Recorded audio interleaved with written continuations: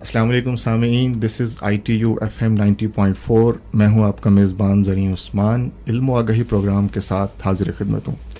سامعین، رمضان کا مبارک مہینہ آیا چاہتا ہے، تو ہم نے کہا کہ it is the right time کہ ہم اسی کی مناسبت سے پروگرام کریں. ہمارے ساتھ اسٹوڈیو میں موجود ہیں ڈاکٹر خالد ظہیر. ڈاکٹر خالد ظہیر عالم دین ہیں اور گزشتہ 4 دہائیوں سے یہ ایک تحقیقی ادارے سے منسلک ہیں. یہاں یہ ITU میں گریجویشن کے اسٹوڈنٹس کو دین پڑھاتے ہیں اور ان کا علمی اور تصنیفی کام گاہے گاہے ہمارے سامنے آتا رہتا ہے. ہمارے ITU FM 90.4 کے سامعین ان سے بہت اچھی طرح واقف ہیں. گفتگو کا آغاز کرتے ہیں. ڈاکٹر صاحب، رمضان کا مہینہ آیا چاہتا ہے. اللہ تعالیٰ قرآن مجید میں فرماتا ہے کہ اے ایمان والو، تم پر روزے فرض کیے گئے جیسے تم سے پہلی قوموں پر فرض کیے گئے تاکہ تم تقوی اختیار کرو. تو ہم یہ تو جانتے ہیں کہ روزوں کا مقصد تقوی اختیار کرنا ہے. ہم آپ سے جاننا یہ چاہتے ہیں کہ ایک عام مسلمان 30 دنوں میں متقی کیسے بن سکتا ہے؟ دیکھیے، رمضان مبارک میں اللہ تعالیٰ ہم مسلمانوں کو تقوی پیدا کرنے کی تربیت دیتا ہے. تقوی کیا ہے؟ حدود آشنائی. ہم انسانوں کو اللہ نے جس شخصیت کے ساتھ بھیجا ہے، اس میں ہمارے اندر صحیح اور غلط میں امتیاز کرنے کی صلاحیت ہے، لیکن ساتھ ہی ساتھ خواہشات ہیں جو بے لگام ہونا چاہتی ہیں. ہم کو یہ بتایا گیا ہے کہ ہمیں اللہ ہر آن دیکھ رہا ہے اور ہمیں اس کو جواب دینا ہے. تو اس احساس کے تحت کہ ہمارا رب ہمارے سامنے ہے اور ہم کو اسے جواب دینا ہے، ہمیں اپنی بے لگام خواہشات کو حدود کے اندر رکھنا ہے. یہ اصل میں تقوی ہے. رمضان مبارک میں اس تقوی کو پیدا کرنے کی تربیت کیسے ہوتی ہے؟ صبح سے لے کے شام تک ہم باوجود شدید بھوک اور پیاس کے نہ کھاتے ہیں نہ پیتے ہیں. کیوں؟ اس لیے کہ اللہ کا حکم ہے، اللہ نے ہمیں روکا ہے. تو یہی تو تقوی ہے کہ آپ ضرورت، خواہش، میلان کے باوجود بعض باتوں سے رکیں اللہ کے حکم کی وجہ سے. جب یہ کام آپ 29-30 دن لگاتار رمضان کے مہینے میں کرتے ہیں تو اس کا امکان پیدا ہو جاتا ہے کہ آپ پھر باقی سال میں کم سے کم ان چیزوں سے تو بچیں گے کہ جو اصلاً حرام ہیں. یہاں تربیت کی خاطر آپ کے لیے بعض حلال چیزوں کو بھی حرام کر دیا گیا. ٹھیک ہے. تو جب آپ اس تربیت گاہ سے باہر نکلیں گے تو آپ کے لیے یہ تو ممکن ہونا چاہیے کہ آپ جو صریح حرام چیزیں ہیں ان کو اپنے آپ سے دور رکھیں. اور رمضان میں جو آپ کو تربیت حاصل ہوئی ہے کہ آپ اللہ کے حکم کی خاطر نہ کھاتے ہیں نہ پیتے ہیں، حالانکہ کھانا پینا آپ کے لیے ادروائز جائز ہے، تو یہ وہ چیز ہے کہ جو آپ کے اندر پھر وہ ہمت، حوصلہ پیدا کرتی ہے کہ آپ باقی سال میں تمام ان برائیوں سے بچیں کہ جن سے اللہ نے روکا ہے. یعنی آپ یہ کہہ رہے ہیں کہ جو صریح حرام چیزیں ہیں آدمی ان سے پرہیز کرنے کے اہل ہو جاتا ہے اس مہینے کے ذریعے. لیکن اللہ تعالیٰ یہ کہہ رہے ہیں کہ ہم نے روزے اس لیے رکھواتے ہیں کہ آدمی تقوی اختیار کرے. تو آپ یہ کہہ رہے ہیں کہ تقوی اختیار کرنا اتنا آسان نہیں، یا یہ کہ اس مہینے کے بعد جو ہے وہ تقوی نہیں حاصل ہوگا، صریح گناہوں سے انسان بچے گا. تقوی انسان کے اندر اس کی طبیعت میں حاصل کرنے کا ایک رجحان تو ہے. ٹھیک ہے. روزہ کیا کرتا ہے؟ اس کی مزید تربیت فراہم کرتا ہے. آپ اپنے آپ کو بعض ان چیزوں سے بھی روک لیتے ہیں کہ جو عام حالات میں پورے سال میں رمضان کے علاوہ آپ کے لیے جائز ہیں. ٹھیک ہے. تو اس کا یہ فائدہ ہوتا ہے، اس کا یہ نتیجہ نکلتا ہے کہ آپ کو اپنی طبیعت، اپنے اندر کے رجحانات کو لگام دینے کی پریکٹس ہو جاتی ہے. تقوی میں اصل میں آپ کو یہ کرنا ہوتا ہے. مجھے شدید خواہش پیدا ہو رہی ہے کہ میں جھوٹ بول کر لوگوں کو خوش کروں، لیکن جھوٹ بولنا ناجائز حرام ہے. تو میں اپنے اندر ایسی ول پار پیدا کروں کہ میں اپنے اس اندر کے رجحان کو روک دوں اللہ کو خوش کرنے کے لیے، اس کی جواب دہی کے احساس کے تحت.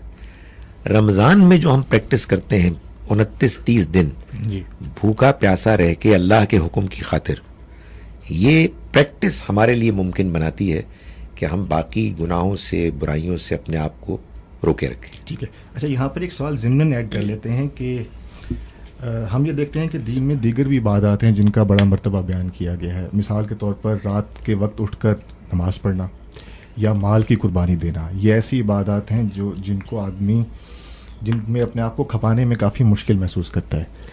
تو لیکن یہ کہ یہ عبادات جو ہیں یہ تقوی حاصل کرنے کے لیے بنیاد نہیں بنائی گئی, بنیاد روزے کو کہا گیا ہے. تو اس کا مطلب پھر الٹیمیٹلی یہ ہے کہ کیا روزہ سب سے مشکل عبادت ہے؟ دیکھیں, ہر عبادت کا ایک براہ راست امیجیٹ ٹارگٹ ہے اور ایک اس کے نتیجے میں الٹیمیٹ ٹارگٹ ہے. جی. ایک بات ہم کسی پچھلے پروگرام میں ڈسکس کر چکے ہیں کہ دین پورے کے پورے مجموعی نظام کے طور پر ایک چیز کو نصب العین بناتا ہے اور وہ ہے تزکیہ. یعنی ہم پاک صاف ہو جائیں اور ہمارے اندر کے اخلاق اور ہمارے اندر کی روحانیت, اللہ کے ساتھ تعلق کا امکان, اس کو نشو و نما ملے, اس کو نمود, اس کو ترقی حاصل ہو. یہ تزکیہ آپ نے پوچھا عبادت میں اللہ کے ذکر اور قرب کے ذریعے سے ملتا ہے جی. اور روزے میں تقوی حاصل کرنے کے ذریعے سے ملتا ہے.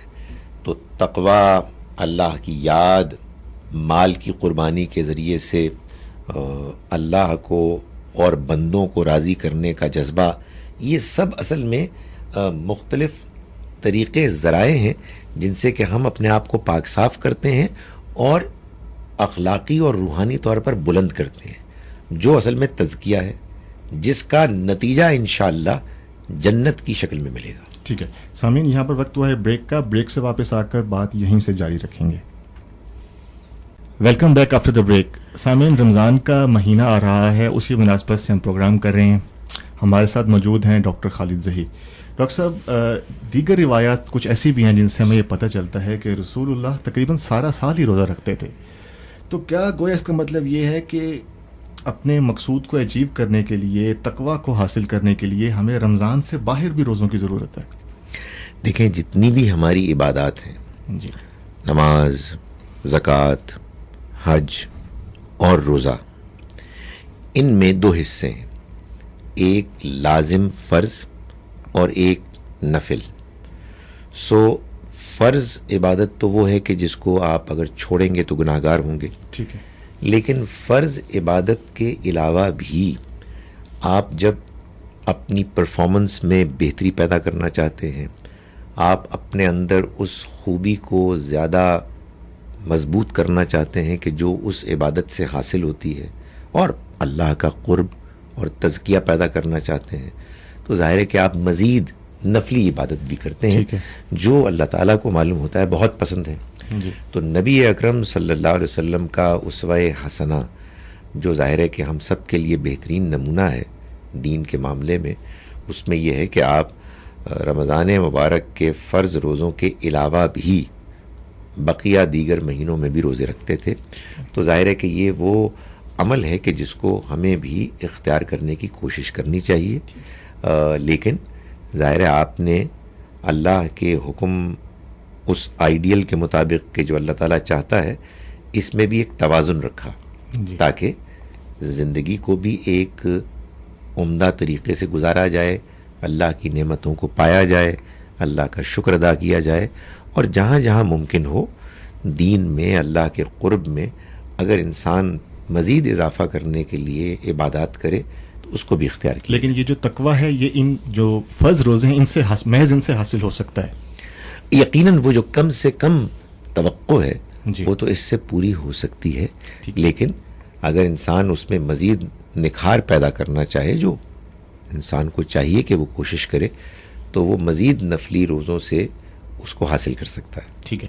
ایک روایت میں آتا ہے کہ جب رمضان کا مہینہ آتا ہے تو شیاطین کو قید کر دیا جاتا ہے. اس کی ذرا وضاحت فرما دیں. دوسرے تو یہ بھی بتا دیجئے گا کہ ہم یہ دیکھتے ہیں کہ شیاطین کے قید ہونے کے باوجود ایسا نہیں ہوتا کہ انسان گناہ کرنا چھوڑ دیں, برائیاں معاشرے میں پھر بھی ہوتی رہتی ہیں. اس کی بھی ذرا وضاحت فرمائیں. ہمارے ہاں یہ جو حدیث ہے اس کو علماء نے دو طرح سے سمجھا ہے. جی. ظاہر ہے کہ جب آپ کے سامنے کوئی بات ایسی آتی ہے کہ جس کو آپ انٹرپریٹ کرتے ہیں, سمجھنے کی کوشش کرتے ہیں, جی. تو آپ کو جو بات زیادہ دل کو لگتی ہے آپ اسی کو مانتے ہیں، جی سمجھنے کی کوشش کرتے ہیں، دوسری بات کے امکان کو کھلا چھوڑ کر. اس میں ایک انٹرپریٹیشن تو وہ ہے کہ جس کو آپ کہتے ہیں لٹرل، جی یعنی بہت سے علماء نے اس کو ایسے ہی مانا جیسے کہ الفاظ ہیں کہ واقعی شیاطین قید ہو جاتے ہیں. دوسری انٹرپریٹیشن یہ ہے کہ اصل میں یہ میٹافوریکل ہے، یعنی اس کو استعارے کی زبان میں بیان کیا گیا ہے کہ چونکہ ایک مسلمان رمضان کے مہینے میں روزے کی حالت میں ہوتا ہے، نیکی کی طرف مائل ہوتا ہے، تقوی کی آبیاری کی کوشش کر رہا ہوتا ہے، تو شیطان مایوس ہو جاتا ہے، ٹھیک ہے. اس کی کوششیں ناکام ہو جاتی ہیں، وہ گویا کہ قید ہو جاتا ہے. یہ مت بھولیے کہ قرآن مجید نے ہم کو یہ بتایا ہے کہ شیطان کا وار ہم پر اس وقت کارگر ہوتا ہے جب ہم غافل ہوتے ہیں. مَمَن یعشو عن ذکر الرحمن، جو رحمان کے ذکر سے غافل ہوتا ہے، پہلو تہی اختیار کرتا ہے، نقید لہو شیطان، تو ہم اس کے ساتھ ایک شیطان لگا دیتے ہیں، فہو لہو قرین، تو وہ اس کا ساتھی بن جاتا ہے. سو معلوم یہ ہوتا ہے کہ رمضان کے مہینے میں پوری سوسائٹی میں مسلمانوں کی جو ایک نیکی تقوی کا ایک ماحول ہوتا ہے، اور اس میں لوگوں کے اندر جو ایک ڈٹرمنیشن ہوتی ہے، جو صحیح انداز میں رمضان کا حق ادا کرتے ہیں، ان پر شیاطین حملہ آور ہو کر اپنی اس کامیابی کو محسوس کرتے ہیں کہ نظر نہیں آ رہی، کہ جو عام حالات میں ان کو نظر آتی ہے، تو گویا کہ وہ قید ہو جاتے ہیں. اگر اس انٹرپریٹیشن کو مان لیا جائے تو پھر آپ کے دوسرے سوال کا جواب دینا آسان ہو جائے گا کہ وہ شیاطین کے حملے کہ جو ان لوگوں پر ہوتے ہیں کہ جو بظاہر روزہ رکھنے کے باوجود روزے کی حقیقت سے غافل ہوتے ہیں، اللہ کی یاد سے غافل ہوتے ہیں، تو ان پر وہ پوری طرح سے مؤثر ہوتے ہیں. اور ظاہر ہے کہ یہ اس بات سے متعلق ہے چیز کہ آپ نے روزے کو کس جذبے کے ساتھ رکھا.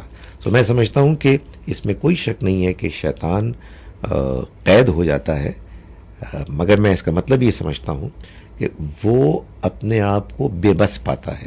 وہ کامیابی کے جو رمضان کے باہر اس کو حاصل ہو رہی تھی، اس کو رمضان کے اندر حاصل ہوتی ہوئی نظر نہیں آتی. اچھا، اس میں ایک بات ڈاکٹر صاحب یہ ہے کہ انسان کے اندر جو برائی کے دایات پائے جاتے ہیں، ایک تو اس سے خارج میں پایا جاتا ہے باہر، یعنی شیطان اس کو برائی کی طرف ورگلاتا ہے، اور دوسرا ہے نفس امارہ جو دائیا اس کے اندر موجود ہے. تو ہم یہ کیوں نہیں کہہ سکتے کہ اگر اس حدیث کا ہم لیٹر مطلب لیں کہ شیطان خارج میں تو واقعی قید ہو جاتا ہے، اب جو انسان برائی کر رہا ہوتا ہے وہ دراصل نفس امارہ کے دایات ہوتے ہیں جن پر وہ لبیک کہہ رہا ہوتا ہے. دونوں انٹرپریٹیشنز ممکن ہیں. میں اس انٹرپریٹیشن کو جس کو میں نے بیان کیا اس لیے ترجیح دے رہا ہوں اب تک، اگرچہ کہ دوسری بات پیش نظر ہے، غور کرتے رہنا چاہیے انسان کو. رمضان میں بھی لوگ بڑی بڑی گھٹیا کام کرتے ہیں، بڑی بڑی زیادتیاں ہوتی ہیں، بڑے بڑے گناہ ہوتے ہیں، اللہ معاف کرے. سو معلوم یہ ہوتا ہے کہ یہ صرف نفس کی کارگزاری نہیں ہے، بلکہ شیطان بعض جگہوں پر کامیابی حاصل کرتا ہے. ٹھیک ہے سامعین، یہاں پر وقت تو ایک بریک کا، بریک کے بعد انشاءاللہ حاضر ہوتے ہیں. Welcome back to ITU FM 90.4. سامعین، ہم بات کر رہے ہیں خالد ظہیر صاحب سے. رمضان المبارک کا مہینہ آیا چاہتا ہے، اسی مناسبت سے ہم آج اپنا پروگرام کر رہے ہیں. ڈاکٹر صاحب، یہ جو بات ہو رہی تھی ہماری نفس امارہ کی، یعنی شیطان بھی ہمیں برائی کی جانب ورگلاتا ہے، اس کے ساتھ ساتھ نفس امارہ بھی شیطان کی معاونت کرتا ہے. تو اس میں سوال یہ پیدا ہوتا ہے کہ ہمیں برائی سے لڑنے کے لیے اصل میں دو داعیات ہیں جن سے ہمیں لڑنا ہے. ایک تو خارج میں شیطان موجود ہوتا ہے، دوسرا ہمارے اندر نفس میں جو داعیات ہیں وہ موجود ہیں. تو کیا اس کا مطلب یہ نہیں ہے کہ شیطان کو ذرا ڈبل پاور حاصل ہے؟ یعنی اس کا مطلب یہ ہے کہ اگر خارج میں ایک شیطان مجھے برائی کی جانب اکسانے کے لیے موجود ہے، تو خارج میں ایک فرشتہ بھی مجھے اچھائی کی جانب ترغیب دلانے کے لیے موجود ہونا چاہیے تھا، جبکہ خیر کے لیے میرے اندر صرف نفس لوامہ ہے. دیکھیے، یہ غلط فہمی ہے. اللہ کے بارے میں ہم حسن ظن رکھتے ہیں. اللہ نے ہمیں آزمائش میں ضرور بھیجا ہے، لیکن ہمیں ان امکانات سے اکوپ کر کے بھیجا ہے کہ جن امکانات کو اگر ہم سمجھیں تو ہم برائی سے، شیطان سے بھرپور مقابلہ کر سکتے ہیں. ایک تو ہمیں اللہ نے عقل دی، خیر اور شر میں تمیز کرنے کی صلاحیت دی، اپنی کتاب قرآن مجید دی، یعنی وہ کتاب کہ جو الفرقان ہے، صحیح اور غلط میں امتیاز کرنے والی سورس ہے. اور پھر اس کتاب نے ایک اور بات بتائی کہ جو بات آپ کے سوال میں جو ایک مفروضہ ہے اس کی نفی کر رہی ہے جی. اور وہ یہ کہ اللہ اپنے نیک بندوں کی تائید اور اطمینان کے لیے فرشتوں کو بھیجتا ہے. قرآن مجید میں سورہ حامیم سجدہ میں اللہ تعالیٰ نے یہ بات بیان فرمائی کہ ان الذین قالوا ربنا اللہ ثم استقاموا، یقیناً وہ لوگ کہ جنہوں نے کہا کہ ہمارا رب اللہ ہے، پھر انہوں نے اس میں استقامت دکھائی، وہ اس بات کا اعتراف کرنے کے بعد اس پر قائم رہے. تتنزل علیہم الملائکۃ الا تخافوا ولا تحزنوا، ان کے اوپر فرشتے اترتے ہیں یہ پیغام لے کے کہ دیکھو نہ خوف کھاؤ نہ غم کرو. وَأَبْشِرُوا بِالْجَنَّةِ الَّتِي كُنْتُمْ تُوعَدُونَ، اور خوشخبری حاصل کرو اس جنت کی کہ جس کا تم سے وعدہ کیا جاتا تھا. نَحْنُ أَوْلِيَاؤُكُمْ فِي الْحَيَاةِ الدُّنْيَا، ہم تمہارے ساتھی مددگار رہے دنیا کی زندگی میں بھی، وَفِي الْآخِرَةِ، اور آخرت میں بھی رہیں گے. سو فرشتے ہمارے ساتھ ہوتے ہیں. آپ جب کوئی اچھا کام کرتے ہیں، نماز پڑھتے ہیں، تو آپ کو جو حوصلہ، جو اطمینان حاصل ہوتا ہے وہ اللہ کی طرف سے ہوتا ہے، لیکن اللہ تعالیٰ اس کو آپ تک پہنچانے کے لیے اور ذرائع کے علاوہ فرشتوں کا ذریعہ بھی استعمال کرتے ہیں، اختیار کرتے ہیں. احادیث سے معلوم ہوتا ہے کہ جب ہم قرآن مجید پڑھتے ہیں تو فرشتے بھی موجود ہوتے ہیں، ایک سکینت طاری ہو جاتی ہے، اطمینان کی کیفیت طاری ہو جاتی ہے. قرآن مجید اور احادیث سے معلوم ہوتا ہے کہ فجر کی نماز، قرآن نے کہا نا کہ ان قرآن الفجر کان مشہودا، تو فجر کے وقت کا قرآن کا پڑھنا تو معلوم ہوتا ہے کہ سامنے سامنے معاملہ ہوتا ہے، فرشتے حاضر ہوتے ہیں بالکل حضوری میں. ٹھیک ہے. سو یہ معلوم ہوتا ہے کہ فرشتے ہوتے ہیں، یہ آپ نہ سمجھیں کہ وہ نہیں ہوتے. ٹھیک ہے، بالکل ٹھیک ہے. ایک سوال یہ ہے کہ روایات میں آتا ہے کہ رسول اللہ شعبان کے مہینے میں ہی رمضان کی تیاری کے لیے کمر کس لیتے تھے. تو اگر ہم لوگ بھی اس حوالے سے اگر رمضان سے پہلے ہی رمضان کی تیاری کرنا چاہیں تو اس میں رسول اللہ کا اسوہ کیا ہے؟ اس میں کوئی شبہ نہیں ہے کہ رمضان کے علاوہ روایات سے معلوم ہوتا ہے کہ جس مہینے میں آپ نے سب سے زیادہ روزوں کا اہتمام کیا وہ اس سے پہلے والا مہینہ ہی تھا. جی. اور اس کی وجہ یہ ہے کہ آپ یہ دیکھیے گا ہمارے جیسے جو کمزور لوگ ہوتے ہیں، ہمیں تو رمضان کے مہینے سے پہلے ایک طرح کا ایک خوف سا طاری ہوتا ہے کہ نہ جانے کیسے ہم یہ مہینہ گزاریں گے، ایک روٹین بدل جائے گی. لیکن اگر آپ نے اس روٹین کو پہلے سے ہی توڑ دیا اور آپ نے روزے زیادہ رکھے، جیسا کہ نبی اکرم صلی اللہ علیہ وسلم کے عمل میں ہم کو نظر آتا ہے، تو پھر آپ اس کو ویلکم کریں گے رمضان کو. یعنی رمضان کی تکریم، رمضان کی تعظیم میں آپ پہلے سے تیار ہو جائیں اور اس عمل کو شروع کر دیں جو رمضان میں آپ کو مسلسل کرنا ہے. تو میں سمجھتا ہوں کہ جن کو اللہ تعالیٰ یہ ہمت دے گا ان کے لیے رمضان کے روزوں کو بالکل آسان کر دے گا. اور ظاہر ہے کہ حضور کا عمل تو ہے ہی سب سے بہتر عمل. اور غالباً اسی وجہ سے منع کیا گیا ہے کہ شعبان کے آخری عشرے میں روزہ نہ رکھا جائے. یہ بات صحیح ہے. یہ بھی ایک میں وضاحت کرنا چاہتا تھا، آپ نے اچھا کیا اس کو بیان کر دیا کہ اس بات کو اوائڈ کرنے کے لیے کہ آدمی شعبان ہی میں اتنا کمزور ہو جائے کہ رمضان کے روزے پھر اس پر بھاری ہوں، تو اس توازن کو اختیار کیا گیا کہ آخری دنوں میں پھر روزہ رکھنے سے منع کیا گیا تاکہ انسان رمضان کے لیے کچھ جسمانی طور پر بھی تیار ہو. ٹھیک ہے سامعین، یہاں وقت ہے بریک کا. بریک کے بعد انشاءاللہ دوبارہ حاضر ہوتے ہیں. Welcome back to ITU FM 90.4. سامعین، رمضان کا مبارک مہینہ آیا چاہتا ہے اور ہم ڈاکٹر خالد ظہیر سے رمضان المبارک پر ہی بات کر رہے ہیں. ڈاکٹر صاحب ہمارے ہاں جو بالعموم لوگوں کی نفسیات جو دیکھنے میں آئی ہے رمضان کے حوالے سے، وہ یہ ہے کہ وہ روزے کو صرف کھانے پینے سے روکنے کا نام سمجھا جاتا ہے، اور غالباً یہی وجہ ہے کہ تزکیہ یا تقویٰ نہ انفرادی سطح پر زور پکڑتا نظر آتا ہے، نہ ہی اجتماعی سطح پر. تو آپ کے خیال میں اس نفسیات کو کیسے توڑا جائے اور لوگوں کو اصلی مقصود کی جانب توجہ ہو کہ روزے سے اصلی مقصد دراصل تقویٰ حاصل کرنا ہے؟ دیکھیے، نبی اکرم صلی اللہ علیہ وسلم کا یہ معلوم ہوتا ہے کہ طریقہ رہا کہ رمضان مبارک کی آمد سے پہلے آپ لوگوں کو اس کے لیے ذہنی تیاری کے لیے آمادہ کرتے ہیں. آپ کا ایک مشہور خطبہ ہے جو رمضان کی عظمت کے بارے میں عام طور پر بیان کیا جاتا ہے، جس سے معلوم ہوتا ہے کہ یہ ضروری ہے کہ اتنی بڑی عبادت کو شروع کرنے سے پہلے ہم اس کے لیے ذہنی طور پر تیار ہوں، ورنہ حقیقت واقعہ یہ ہے کہ وہ محض ایک کھانے پینے سے رکنے کی ایکسرسائز بن جائے گی. اس میں بھی بعض اوقات یہ ہوتا ہے کہ لوگ اس سے رکتے اس لیے ہیں کہ افطاری میں زیادہ کھائیں. ظاہر ہے کہ یہ تو پھر بڑی افسوسناک بات ہوگی نا کہ جو اصل مقصد تھا اس مہینے میں اللہ کے قرب کو حاصل کرنے کا، تقوی کو اپنے اندر مضبوط کرنے کا، وہ بالکل ضائع ہو گیا. اس لیے بہت ضروری ہے کہ ہم رمضان سے پہلے ذہنی طور پر اس کے لیے تیار ہوں.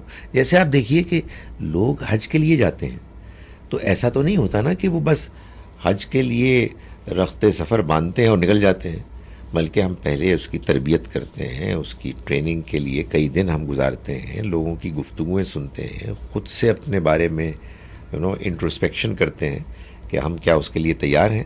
تو ہر سال ہمیں رمضان مبارک کے آنے سے پہلے اس کے بارے میں ذہنی طور پر تیار ہونا چاہیے، اور رمضان کے دوران بھی ان تمام حقیقتوں کو دہرانا چاہیے کہ جن حقیقتوں کو ہم چاہتے ہیں کہ رمضان میں باقاعدہ ملحوظ خاطر رکھا جائے. ٹھیک ہے ڈاکٹر صاحب، ایک روایت میں آتا ہے کہ جس میں رمضان کے مہینے کو 3 اشروں میں کیٹیگرائز کیا گیا ہے. پہلا اشرہ جیسے رحمت کا ہوتا ہے، دوسرا مغفرت کا. ہم چاہیں گے کہ اس حدیث پر بھی ذرا آپ روشنی ڈالیں. دیکھیے، اس میں تو اصل میں محدثین کے ہاں بھی بحث ہے کہ یہ روایت حدیث صحیح ہے یا اس میں کچھ مسائل ہیں، لیکن یہ بات اپنی جگہ پر بالکل بجا ہے کہ انسان رمضان کے مہینے میں بھی دھیرے دھیرے پروگریس کرتا ہے. یہ بات تو ہم جانتے ہیں کہ رمضان کے مہینے کا کلائمیکس اس کا آخری اشرہ ہے، جس میں کہ اعتکاف ایک بہت بڑی عبادت ہے. اسی اعتکاف ہی کے اشرے میں لیلۃ القدر ہے کہ جس کو ہم تلاش کرتے ہیں. یہ تو ہم کو نظر آ رہا ہے، لیکن بہرحال یہ میں نے گزارش کی کہ اس سے قطع نظر کہ ایک شخص اس حدیث کے بارے میں یہ اوپینین رکھتا ہے کہ یہ صحیح ہے یا نہیں، یہ بات تو نظر آتی ہے کہ ہم رمضان مبارک میں بھی ابتدا سے جب آگے بڑھتے ہیں تو گریجولی ہمارے اندر اس عبادت کی برکات اپنا رنگ، اپنے اثرات دھیرے دھیرے نمایاں کرتی ہیں. اور اس میں بھی کوئی شبہ نہیں ہے کہ جب انسان کے اندر اس عبادت کے نتیجے میں تقوی اور اللہ کے قرب میں اضافہ ہوتا ہے تو اس کے ساتھ ساتھ کچھ عجب نہیں کہ اللہ تعالیٰ کی رحمت، اس کی مغفرت اور آگ سے اس کے لیے چھٹکارے کا فیصلہ بھی ہو. یہ بات جس کو کہتے ہیں نا درایتاً تو بالکل ٹھیک لگتی ہے، لیکن کوئی ضروری نہیں ہے کہ اس کا تعلق اسٹرکٹلی اشروں سے ہو. ٹھیک ہے، لیکن ڈاکٹر صاحب اس میں ایک سوال یہ پیدا ہوتا ہے کہ لیلۃ القدر تو آخری اشرے میں آتی ہے نا، تو اس سے پتہ چلتا ہے کہ ہر اشرے کی کوئی اپنی اہمیت ہوتی ہے. تو کیا اس بات کو ماننے کا ٹھوس سبب نہیں بن جاتا کہ ہر اشرے کی کوئی اپنی ایک خاص اہمیت ہوگی؟ میں اس کو یوں سمجھتا ہوں کہ اتنی بڑی رات کہ جس میں اللہ تعالیٰ فرماتا ہے کہ وہ فیصلے کرتا ہے انسانوں کے بارے میں، اور معلوم ہوتا ہے کہ اسی مبارک رات کا انتخاب کیا گیا قرآن مجید کے نزول کے آغاز کے لیے.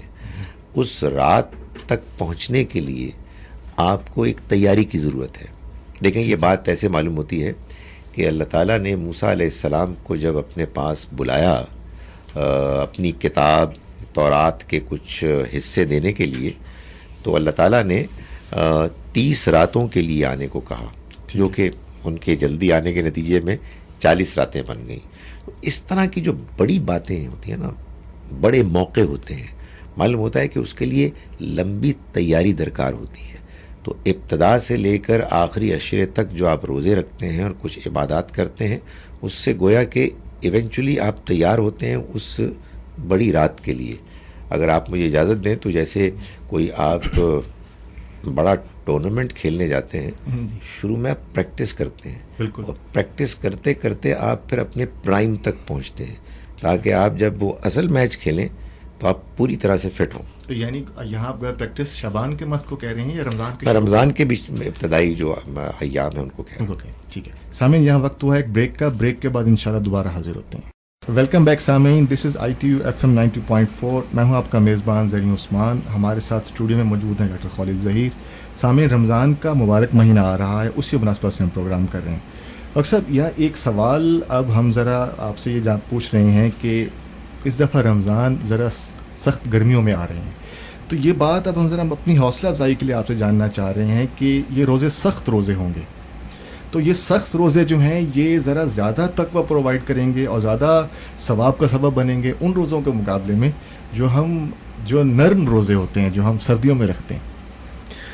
دیکھیے، بات یہ ہے کہ ہمارے ہاں جو عام طور پر معمول ہوتا ہے وہ یہ نہیں ہے کہ ہم سردیوں سے گرمیوں کی طرف جاتے ہیں، جی، بلکہ ہو یہ رہا ہے کہ ہم گرمیوں سے سردیوں کی طرف جا رہے ہیں. ٹھیک ہے. تو میں اس سے آپ سے اختلاف کرتا ہوں کہ یہ روزے زیادہ سخت ہوں گے. سخت روزے تو ہم گزار چکے ہیں، ٹھیک ہے، اب تو الحمدللہ اس طرف آ رہے ہیں ہم. ٹھیک ہے. لیکن یہ بات اپنی جگہ پر ہے کہ ظاہر ہے اللہ کے ہاں یہ ایک اصول ہے کہ آپ اس کی رضا کی خاطر جتنی ایک قربانی دیں گے اتنا ہی زیادہ آپ کو اس کا قرب اور اس کی رضا حاصل ہوگی. ظاہر ہے کہ سخت روزوں میں انسان کے لیے آزمائش کی نوعیت مختلف ہوتی ہے، نرم روزوں میں نوعیت مختلف ہوتی ہے. دونوں ہی صورتوں میں اصل میں آپ کو فوکسڈ ہونا چاہیے اپنے مقصد کی طرف، ٹھیک ہے، اور وہ ہے کہ مجھے اللہ کو راضی کرنا ہے اور تقویٰ پیدا کرنا ہے. جب آپ فوکسڈ ہوں گے نا تو انشاءاللہ آپ محسوس کریں گے کہ آپ کو روزہ نہیں لگے گا. ٹھیک ہے. اچھا ڈاکٹر صاحب، ایک سوال ہمارے ذہنوں میں یہ آتا ہے کہ ہم یہ دیکھتے ہیں کہ رمضان کے مہینے میں عبادات کی طرف لوگوں کی بہت رغبت ہوتی ہے، ایک مجموعی فضا بنی ہوتی ہے. یعنی ہم دیکھتے ہیں کہ مساجد میں بھی زیادہ تر نمازی ہوتے ہیں، لیکن جیسے ہی رمضان کا مہینہ گزرتا ہے وہ بالکل ہی فالز ٹو دا گراؤنڈ، وہ جذبہ، یعنی جیسے جیسے وقت گزرتا جاتا ہے وہ جذبہ مان پڑتا جاتا ہے. اور پوسٹ رمضان ہماری ایکٹیویٹیز ایسی ہوتی ہیں کہ جیسے گویا ہم ایک قید سے آزاد ہوئے ہیں. تو وہ باقی کے مہینوں میں بھی ہم اپنے رمضان کو کیسے باقی رکھیں؟ دیکھیے، ایک تو خیر چونکہ ماحول کا فرق ہو جاتا ہے، اس لیے کچھ نہ کچھ تو یہ فطری طور پر ہوتا ہے. جی، رمضان میں جو ہمیں ماحول ملا وہ ذرا اب بدل گیا تو انسان کچھ تھوڑا سا پھسل جاتا ہے. مگر یہ جو ہمارے ہاں عام رجحان اس طرح کا تقریباً ایک روٹین بن گیا ہے، اس کے پیچھے مجھے ایک بعض مسلمانوں کی غلط فہمی نظر آتی ہے، جس کو کہ درست ہونا بہت ضروری ہے. اور وہ غلط فہمی یہ ہے کہ مسلمانوں میں سے بہت سے ایسے ہیں کہ جو یہ سمجھتے ہیں کہ بھائی قیامت کے روز آخر ہوگا کیا، نیکی کا پلڑا ہوگا اور بدی کا پلڑا ہوگا. تو اگر آپ نے نیکی بہت کما لی اور رمضان میں آپ بہت کما لیتے ہیں تو ایسا بھی نہیں ہے کہ آپ بدی کچھ نہ کریں. جی، نہیں، وہ اگر کریں گے تو وہ دبی رہے گی. میں سمجھتا ہوں کہ یہ سوچ ٹھیک نہیں ہے.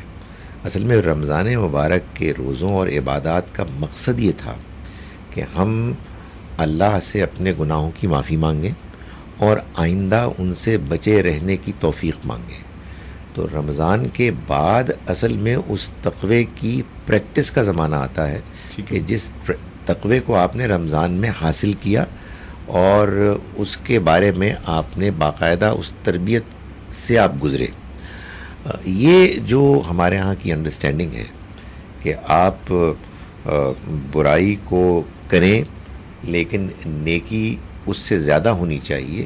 اصل میں اس کی اصلاح اس طرح سے ہونی چاہیے کہ برائی آپ جب بھی کرتے ہیں آپ کو کبھی جان بوجھ کے نہیں کرنی چاہیے.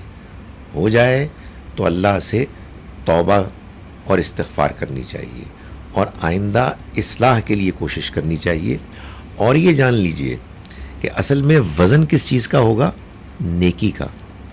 آخرت میں بدی کا وزن نہیں ہوگا. بدی تو نیکی کو کھانے کی کوشش کرتی ہے.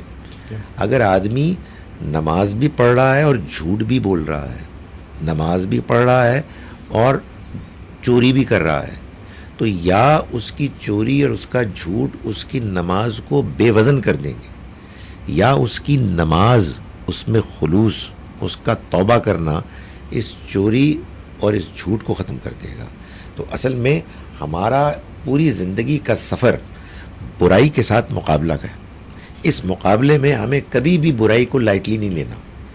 رمضان میں ہم کو اللہ تعالیٰ کی طرف سے ہمارے نیکی کے رجحان اور میلان میں ایک مضبوطی حاصل ہوئی ہے. اس کو رمضان کے بعد بھی جاری رکھنا چاہیے. اس لیے میں سمجھتا ہوں کہ اس کو رمضان سے پہلے بھی، رمضان کے دوران بھی، رمضان کے بعد بھی دہرانا چاہیے. یہ مہینہ اصل میں ہم کو متقی بنانے کے لیے آیا تھا. اس تقوی کا اصل اظہار تو رمضان کے بعد ہوگا.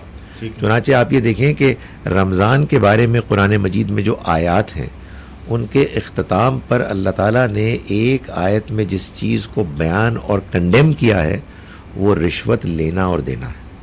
تو اس سے معلوم ہوا کہ پیغام یہ ہے کہ اب رمضان میں تم پرہیزگار بن گئے ہو تو اب یہ کام چھوڑ دو. بہت شکریہ ڈاکٹر صاحب. سامعین، یہاں ہمارے پروگرام کا وقت ختم ہوا چاہتا ہے.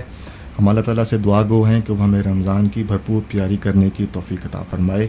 اگلے پروگرام تک کے لیے اپنے میزبان زرین عثمان کو اجازت دیں. اللہ حافظ. ناصر.